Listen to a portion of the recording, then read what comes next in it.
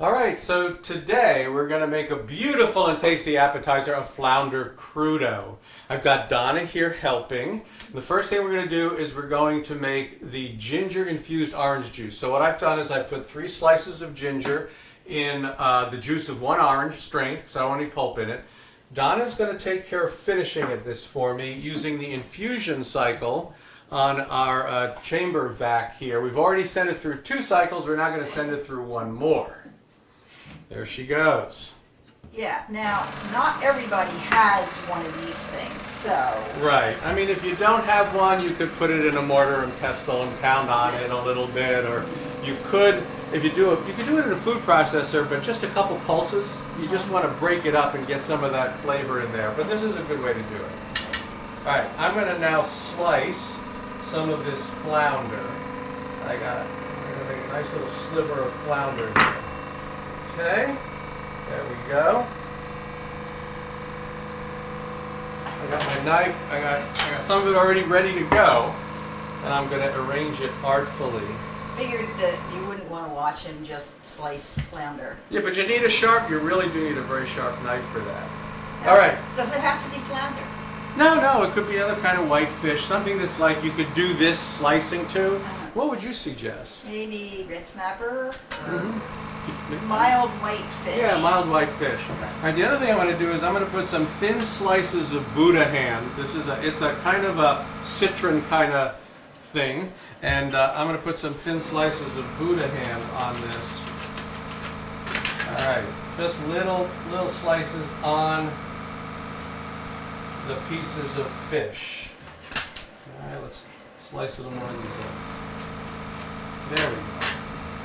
I got 6 pieces of fish. I have a little Buddha hand on there. Okay, so we got that done.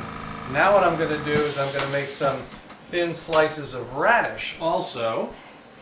So I got my trusty thing here, my trusty mandolin, right? It's a mandolin. It's a mandolin. It's yes. a mandolin. Okay. And I want to put a few of these slices of radish around. So we're just gonna, again, we're just kind of trying to be a little decorative here. Put a few slices artfully arranged, right? And then I'm gonna put, the next thing we're gonna do is we're gonna put some of the we're gonna hit it with this ginger-infused orange juice. Now there's pretty much always an acid in Crudo, right? Oh yeah, always. And of course, you got to get really good fish too, right? I mean, you want your fishmonger to tell you, yeah, you can eat this raw. All right, so I put a little bit of that on. That's beautiful. Then we're going to put a little crunch. We're going to put a little pistachio, chopped up pistachio. These are roasted and salted, by the way. These are roasted salted pistachios. We'll put a little bit on each of our adorable little radishes. Now, these were the only radishes we could find, but as I recall, you really wanted something a little more colorful. Yeah, I was looking for black radish or like what are those rainbow? What do they call them? Rainbow or watermelon radishes, something like that. But hey, you got to go with what you got.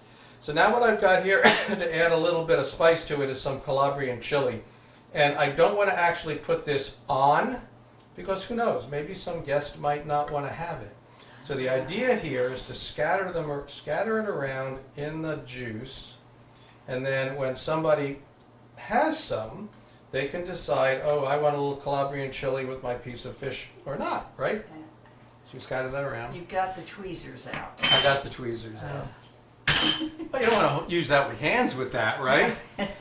All right, finally I've got some pomegranate seeds. We're just going to scatter the pomegranate seeds around. Oh, now that's pretty. Is that nice? You like Yeah. that? And not everybody knows how to get pomegranate seeds out of the pomegranate. True. But I'm going to actually, if you want to stick around after the end of this and watch that, I'm going to tag on one way to get the pomegranate seeds out of the pomegranate. But Right. I'm not going to show you that now.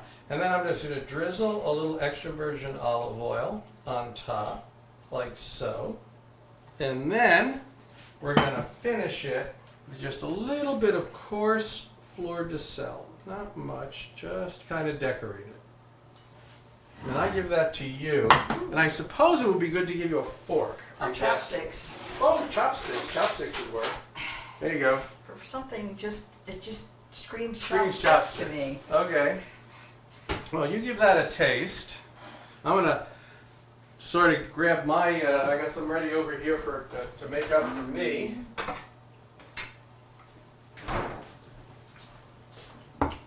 So that should have a little of everything in it. Yeah. I personally like it with a little Calabrian chili. Mm-hmm. And Yep. nice little brininess. Just a little hint of acid. Orange juice is not too acidic. Right, so it's not supposed to, but those pomegranate seeds, they got that, they Pop. pop in their mouth, and they are, they have a little Yeah. acid in them. All right, what do you think? I think I want to eat the rest of this. Okay, so she's going to eat the rest of that. I'm going to make one up for me. If you want to see a way to remove the pomegranate seeds, keep watching. Otherwise, we'll see you next time. There are a number of different ways that you can remove the seeds from a pomegranate. And everybody has their favorite. I'm just going to show you one way. I can't say it's my favorite, but it's a way to do it. First thing I'm going to do is cut the end off the pomegranate like this. Okay? And then you can see that it sort of has sections. You can see it has these little pith things there. So I'm going to kind of work my way through those all the way to the center of the pomegranate. And you know it's bleeding a little bit, but that's okay. There's plenty of seeds in here. I'm not worried about running out of seeds. So I'm going to cut through those sections like that. There we go. And then a trick some people like to use is to actually take the seeds. I'm going to open this up and then I'm going to put it in water. And that's a trick some people like to use, is to just kind of put these in water and then push the seeds out from the sections. You can see I'm getting the seeds in there, and and basically I'll just push them all out. Once I'm done, I will just strain them out, make sure that all of the pith is removed, and we'll have plenty of pomegranate seeds.